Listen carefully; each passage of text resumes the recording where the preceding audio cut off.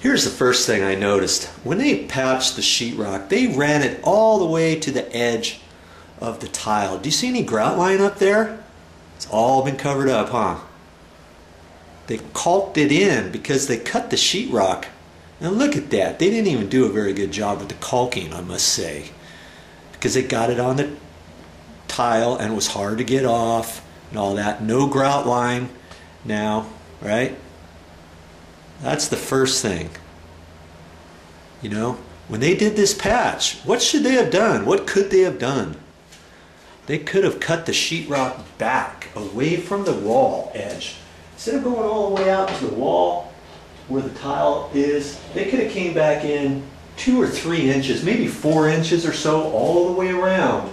Then they could have patched up to that. They could have put some masking tape or something over the grout line, and then they would have had enough room to float over close to the tile walls, right? And they could have patched it in and done a way nicer job. You still would have had the grout line exposed. That's what we want. But because they had to caulk it in, they had to caulk all the way around, and it just looks a little messy. So there's one tip for you. If you're going to patch up against a tile wall, or any wall for that matter, if you don't want to extend your patch down beyond it, cut your patch away from the wall, 4 inches or so, so it gives you enough room to tape it and skim it before you hit that inside corner. You cut too close to the inside corner, now you got a patch you made. You know, if there was no tile on this wall, let's say, a regular sheetrock wall, and it went down, now you're going to have to patch that, and now you're going to have to start painting that wall too. You know what I mean? So get in the habit, getting your patches out away from the wall. That's the first thing. What else can we find? Have you noticed it yet? Well, here's the second thing. You might not, well, you can see it. But if you were right here, you could certainly see it. All along here. See that line?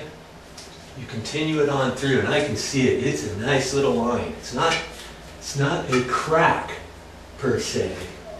That's where the sheetrock, that's where they finished off the sheetrock, and they cut the piece of sheetrock full length, and this is the edge from here over to there. Okay, do you see that along there? Right there.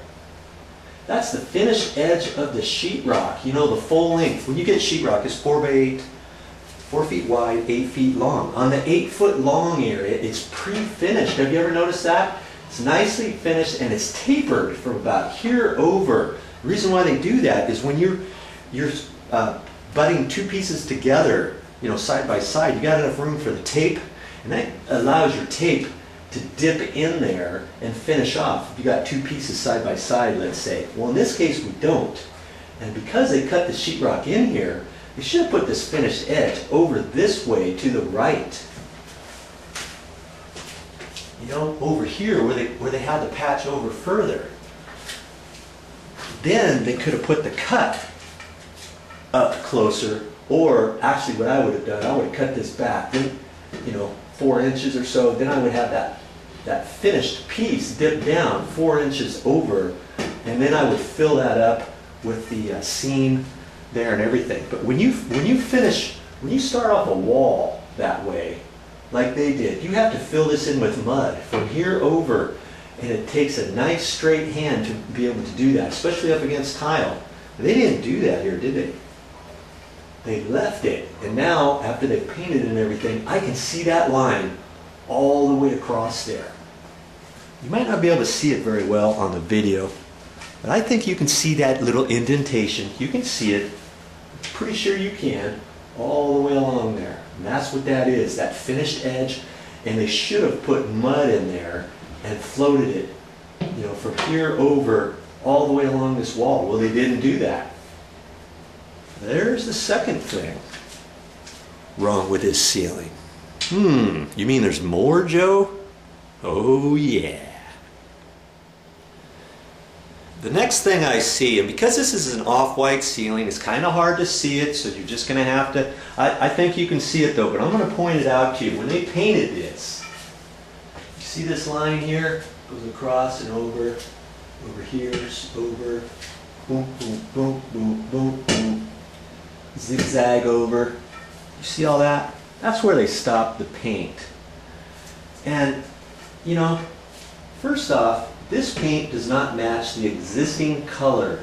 It's slightly off. You see? You see that along there? And what could they have done about that? Now granted, they probably matched it up the best they could. They probably took a piece of sheetrock. Whenever you take a patch out of the ceiling, by the way, save that. Take it to the paint store. Get a big enough piece so that the paint store can match it up.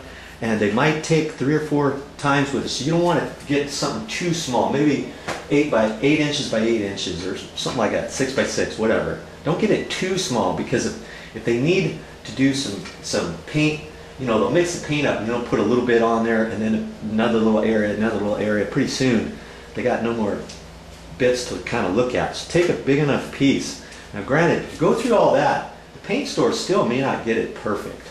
Okay? So if they don't get it perfect, what could you do? What would you do to fix this? I'll tell you exactly what you do. You paint the rest of the ceiling. Now this bathroom is not that big. Here's the shower area over there. That's where they ended the paint. See it right up in through here, right there. And look how much further the ceiling is. Just over to there. That's it. And there's a little bit behind me. Now, that would have been way better. Just paint your whole ceiling, and then you don't see the patch. Your eye does not look at that. When I come into this bathroom, I see all this, and it adds up to a fail. I don't want your patches looking like this. I'll be back with more videos.